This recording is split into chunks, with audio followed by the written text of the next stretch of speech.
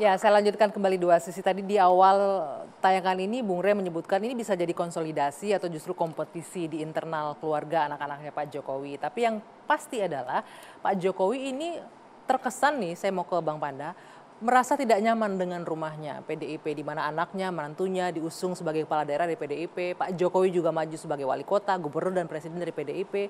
Tapi sekarang kondisinya apa benar nih? Pak Jokowi udah ngerasa nggak nyaman, sampai-sampai juga akhirnya ya bisa aja merestui anaknya jadi ketua umum partai lain gitu, yang disebut Prof. Leli tadi sebagai cangkang-cangkang yang disiapkan oleh Pak Jokowi. Boleh digunakan mic-nya, Bang Panda. Jadi yang pasti menurut saya yang kebetulan baik Jokowi maupun Mbak Mega saya kenal cukup bukan main, enggak ada itu. Enggak ada artinya apanya? Kecewa Jokowi kepada ini. Karena Jokowi sendiri terus terang sangat tahu sifatnya Ibu Mega. Bisa bayangkan enggak, saya yang puluhan tahun bergaul dengan Mbak Mega, dari mulai awal dia kawin dengan Taufik temanku satu penjara, sampai kemudian terus tahu dalam intensitasnya, itu pengorbanannya terhadap Jokowi itu terjadi dramatik sekali. Ambil contoh waktu gubernur Fauzi Bowo. Waktu itu Taufik mendukung Fauzi Bowo. Oke? Tapi kemudian Mega milih Jokowi. Tahu apa yang terjadi? Serangan jantung Taufik. Aku antar dia ke rumah sakit. Aku tanya, Fik, kenapa kau kecewa betul? Malu aku nggak tahu mukaku kemana. Enggak. Nah, artinya bagaimana Mega ini kepada Jokowi, gitu loh. Sama dengan bagaimana mantapnya calon gubernur, presiden dan sebagainya. Oke. Jadi tidak ada, dan kemudian juga satu hal yang perlu juga publik tahu, begitu pentingnya hubungan Jokowi dengan Mega, ditempatkanlah Pramono Anum, sekretaris kabinet, menjadi sekap plus menjaga hubungan Jokowi dengan Mega, menjaga hubungan Mega dengan Jokowi. Jadi kalau dua ini nggak beres, yang digantung Pramono. Loh nggak ini kira-kira, bukan kira-kira begitu. Sampai ke situ tingkat keseriusan yang ngeman menjaga gitu loh. Maka kalau ada cerita sekarang, Bang Panda, kalau orang hubungannya baik-baik nggak harus ada penjaganya. Penjaga banyak. Ya, kalau emang hubungannya baik harusnya nggak harus ada yang bukan ngejagain. penjaga, menjaga dalam arti kata jangan pikiran negatif. Menjaga itu memaintain. Ya, memaintain hubungan itu. Jadi kalau ada kemudian Jokowi tidak punya tempat berlabuh, Jokowi merasa tidak tahu lagi kemana. Tapi fakta bahwa Pak Jokowi nggak bisa jadi ketua umum PDIP benar dong. Seperti yang Prof. Leli bilang, nggak akan mungkin Pak Jokowi bisa jadi ketua umum PDIP. Karena tetap butuh Terah Soekarno di sana.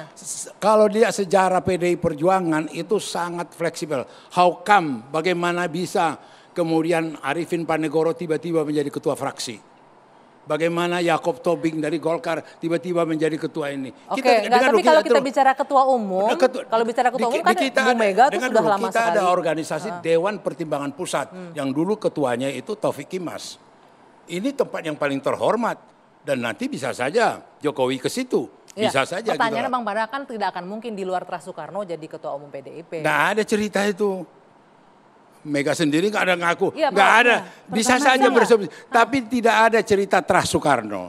Oke, jadi bisa aja suatu saat. Tahu lihat tanda tangan Mega, dengar dulu. Tahu nggak tanda tangan Megawati? Megawati Taufik. Oke, bukan Megawati Soekarno. Enggak, pertanyaan saya, mungkin nggak suatu saat PDI Perjuangan dipimpin oleh bukan keturunan Soekarno? Loh, sangat mungkin. Prof, Anda sangat mungkin gitu loh. Bang Panda, kebetulan saya juga pernah ngobrol sangat dekat sama Pak Taufik Kemas. Waktu itu ada wartawan nanya, kenapa dikit-dikit Puan? Kenapa dikit-dikit Puan waktu itu? Bukan Mega ya. Mau nggak mau ini destiny namanya. Jadi bagaimanapun Puan itu adalah cucunya Bung Karno. Waktu itu jawaban itu yang Pak Taufik kemukakan di depan saya, di depan beberapa anggota DPR juga. Karena saya posisinya lagi di sana. Nah tentang apakah peluang bahwa PDIP akan bisa dipimpin orang lain, mungkin saja ada peluang. Tapi banyak tidak mungkinnya. Karena Kenapa apa? banyak tidak mungkin? Karena PDIP itu simbolnya adalah Bung Karno. Oke. Kekuatan PDIP dibandingkan partai-partai lainnya yang muda sangat gonjang-ganjing, PDIP nggak pernah gonjang-ganjing. Sebetulnya Karena pemersatunya adalah Terah Bung Karno. Terah Bung Menurut Karnonya. saya sebetulnya pertanyaannya juga, emang Pak Jokowi masih mau jadi ketua partai? Itu setelah jadi juga, presiden? pertanyaan itu juga kan yang tidak mungkin. Jadi itu Jadi tidak akan dilakukan. kita mau menikmati kelucuan bagaimana lagi sih? Iya, gitu loh. Oke, jadi nah, nggak kalau ada dia asumsi. jadi ketua umum. Bentar. gitu. Kalau Dan yang begitu- kedua, kalau dikatakan hubungan Pak Jokowi sama Bu Mega renggang itu saya pastikan tidak mungkin ada. Tidak mungkin itu terjadi. Sebab yang saya bilang tadi di samping karpet merah yang diberikan oleh Bu Mega, Pak Jokowi itu berkali-kali mengatakan hubungan saya dengan Bu Mega itu seperti ibu dan anak. Itu sebab kenapa Pak Jokowi kalau ketemu Bu Mega cium tangan. Jadi bukan karena dia petugas partai, tapi memang tradisinya. Saya pernah menyaksikan dengan mata kepala sendiri ketika Pak Taufik Kemas meninggal dunia. Kebetulan saya ada di sana waktu itu. Pak Jokowi waktu itu gubernur. Beliau itu ketemu dengan penjaga rumahnya Bu Mega itu yang sudah 13 tahun kalau nggak salah di sana, dari Jambi orangnya. Pak Jokowi ketemu dia cium tangan. Lalu saya tanya, loh Pak Jokowi kan gubernur kok cium tangan sama Bapak. Pak Jokowi itu kalau ketemu orang yang lebih tua memang dia cium Oke. tangan. Jadi saksi mata dengan kepala sendiri ini yang saya saksikan. Dinamika yang orang katakan ada kerenggangan antara Bu Mega sama Pak Jokowi, saya memastikan tidak mungkin ada.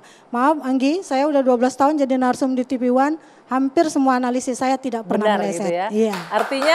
Artinya kalau sekarang banyak persepsi bahwa dukungan Pak Jokowi ini nggak ansih ke Ganjar, masih ada ke Pak Prabowo-nya sedikit, itu bagaimana menjawabnya? Dengar ini udah salah Iya. ini. Jokowi sudah ngomong kita akan dukung Ganjar. Itu di depan publik ribuan. Iya. Oke. Tugas saya Menangkan adalah Ganjar, menangkan calon. Udah jelas. Apalagi? Kalau menangkan Ganjar terus anaknya jadi ketua umum PSI, partai lain tuh Ya gimana? boleh-boleh aja. Gak apa-apa. Nah PSI dengar dulu, dukungannya kemana sekarang? Kaisang dengar dulu. Kaisang sendiri bukan anggota PDI Perjuangan. Oke. Tapi sebentar, nah Ya ini bukan, menarik nih, sebentar. Kita baru bersedih, terharu, dia PDI Perjuangan terus masuk ke PSI. Wah. Oke, sebentar ini Jadi berkaitan. belum jadi menjadi bebas anggota dia. partai apapun Ya, ini kan ya. sebenarnya apa yang dikatakan oleh Prof. Lely dan Opung Panda, ini dengan sendirinya mengkonfirmasi tadi apa yang saya bilang bahwa Mas Kaisang ini bukan titipan-titipan. Bahwa Mas Kaisang berkomunikasi dengan bapaknya, ya iyalah anak dengan bapak. Ya, bahwa kami juga berkomunikasi, sering meminta advice, yaitu karena kami partai anak muda yang meminta nasihat-nasihat dari seorang negarawan. Pak Jokowi. Dan itu biasa-biasa saja. Dan ini dengan bergabungnya Mas Kaisang ke PSI misalnya ya. Apalagi sudah didapuk sebagai ketua umum PSI. Dan sikap kami di PSI tetap di antara tiga ya. Menunggu hilal capres ya. Yaitu mendukung Pak Ganjar Pranowo atau mendukung Pak Prabowo. Atau kami akan menjomblo di Pilpres. Kalau memang ya misalnya. Oh sebentar, saya pikir udah ke Prabowo karena beberapa Oh, kali enggak, pertemuan dengan Prabowo ada di sana, enggak, begitu enggak ya? enggak. Enggak. Enggak. Karena kan kalau saya lihat PSI suka mencela-mencela juga nih kadang-kadang ke sini. Oh, terus enggak, enggak. ke Jadi sini. kayak gini. Awal-awal kan dukung Ganjar. Oh sampai kemudian sekarang dukungan Prabowo. hasil dari Rembuk Rakyat itu tidak pernah kami cabut. Oke. Tapi kami ini partai politik. Partai politik itu nggak kayak relawan yang setelah deklarasi dukungan lalu selesai. Partai politik itu setelah mendukung lalu mengusung, ya.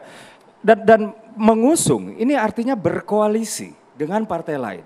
Berkoalisi dengan partai lain ini artinya ada komunikasi, ada kenyamanan, ada hubungan personal maupun organisasional antara partai-partai tersebut, ya. Dan kami harus akuin memang ada semacam kekakuan komunikasi antara PSI dengan PDIP dan itu adalah sesuatu yang kami akui, ya. Along the way, ketika ada, Aku protes itu kekakuan, kapan berkomunikasi? nah ya itu maksudnya di situ, ada. Bang Panda. Udah jangan terlampau GR lah. Enggak. Oh, Ya, kan? enggak ada. Bang Jangan- Panda sendiri sudah bukan, jangan. membuktikan apa yang saya katakan artinya baik-baik barusan. saja hubungan Baik, PDIP baik, dengan baik. Ganjar. saya- Jadi sebentar ya, mohon maaf. Jangan dipikir kemudian Kaisang masuk ke PSI, menjadi ramai lah di DPP PDI, dibahaslah itu. Itu maksud saya Bang Opung Panda. Nggak kerasa, maaf kata ya, nggak ada itu diomongin dari Ibu Mega sendiri juga. Kenapa tidak nggak ada. sepenting itu lah, gitu ya? Nggak sepenting itu. Nggak lah. segenting itu gitu loh. Oh, jadi Kaisang PSI udahlah bukan hal itu besar hak gitu. dia. Oke. Menjadi Mbak persoalan Anggi, dia. saya lanjutkan ya.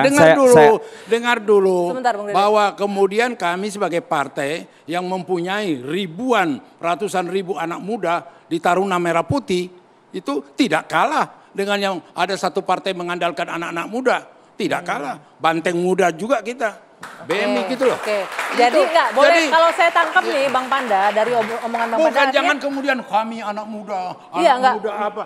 Nenek-nenek, Taruna Merah Putih juga anak muda. Enggak, Jangan-jangan jumlahnya. Enggak, sebentar. Artinya Bang Panda mau menyebut bahwa ya PSI nggak sepenting itulah. Kok kita pusing Kaisang ke PSI gitu loh. Enggak gitu. juga. Nggak gitu. Kita hormati, kita hargai.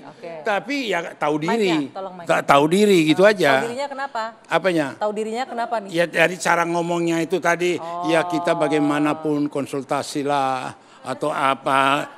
Bukan. Jadi memang kekakuan komunikasi ini membuat kami agak berjarak dan itu harus diakui lah. Itu harus diakuin.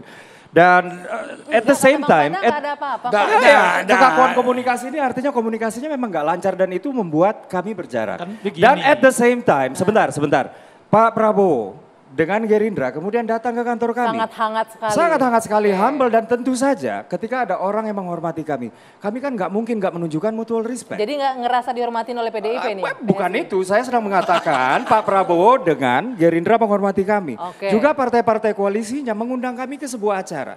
Dan kami menunjukkan respect kembali dengan menghadiri acara tersebut. Saya aku yakin kalau kami diundang oleh Mas Ganjar atau koalisinya, kami tetap datang juga. Sampai sekarang belum ada undangan? Nggak ada undangannya sama Nggak ada sekali. undangan. Bung Rey gimana ini? Benar nggak sebenarnya? Cinta bertepuk sebelah tangan Itu. ternyata. Ya. Cinta bertepuk sebelah tangan. Yang di sini ngarep nih Bang Panda. Diundang dong, bilang ke Mas Ganjar ya. Ya. Bilang ke Mas Ganjar. Saya mau lanjutkan yang saya sebut itu tadi gitu. Bagaimana kita bisa melihat bahwa yang terjadi sebetulnya konsolidasi atau kompetisi gitu. Menurut saya begini, kalau pada akhirnya kemudian pilihan PSI tentu di bawah Kaisang berlabuh ke Pak Prabowo, kita bisa mengatakan yang terjadi di antara keluarga ini adalah persaingan, kompetisi ya. gitu ya. Karena satunya di PDI, yang lainnya adalah di PSI. Saya tidak terlalu yakin betul Pak Jokowi mau memilih PSI sebagai katakanlah pelabuhannya pasca 2024. Oke. Hatta kalaupun PSI lolos parliamentary threshold 4%, PSI itu jadi partai apa di komunitas partai-partai besar ini gitu loh kira-kira. Oke. Kalau apalagi kemudian misalnya taruhlah misalnya yang menjadi tanda kutip saingan PSI yang menang di dalam Pilpres. Oke. Jadi Pak Jokowi jadi apa? Jadi kalau Jauh tetap lebih anggapan- aman bergabung dengan partai-partai besar. Bahkan ketika kau tidak jadi apa-apa pun di situ, Anda adalah tetap bagian dari dirinya. Oke. Yang harus tetap dijaga oleh mereka gitu. Itu yang pertama. Tapi kalau pada ujungnya kemudian PSI bergabung dengan katakanlah koalisinya PDI dalam hal ini Pak Ganjar, yang terjadi adalah konsolidasi. Itu artinya keluarga ini memang menabur banyak orang ke banyak tempat untuk menarik mereka ke dalam satu pusaran kekuasaan bersama dengan Ganjar Pranowo.